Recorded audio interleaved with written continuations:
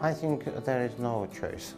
Yeah, because during the last 7 years after the 2008-2009 crisis, we saw a lot of attempts of different countries to reform the economies themselves by their own.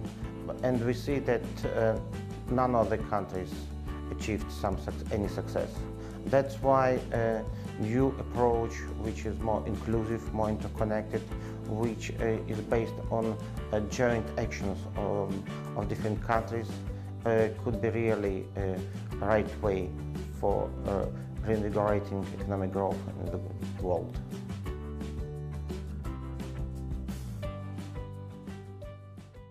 Within the G20, I think the important area to coordinate is infrastructure finance. We are failing to get money for infrastructure at reasonable prices to all the developing countries. So the big coordination success of the G20 and of this presidency, I think, would be if we are able to get infrastructure finance, which includes all environmental finance, at concessional rates, not even at concessional rates, at rates that are the same as the rates that Walmart gets to the developing countries. That can be done through better coordination between governments.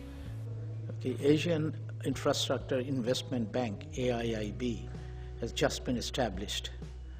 I think it is very, very timely. You know, the infrastructure requirements of emerging markets are huge.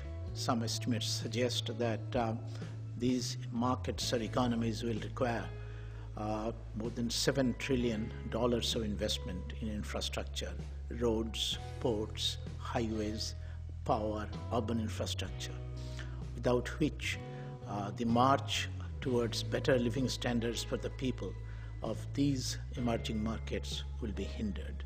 So it is very timely, and I believe that really it's been a good decision by China to spearhead the development of AIIB, to which 50 plus countries have already joined. And I do think that by providing financial and technical assistance to infrastructure in developing and emerging countries, it will really unleash the potentials of those countries to move forward, to march forward to better living standards of its people. Our conclusion is that the infrastructure investment requirements are massive, and they are not currently being met. Neither the domestic resources of the countries nor the resources of international organizations are enough. There is a need for more resources. So, AIIB's establishment is a welcome source of additional resources to invest in infrastructure in not only Asia, but hopefully in other countries too. I think the process of One Belt, One Road is about developing infrastructure, helping countries develop infrastructure.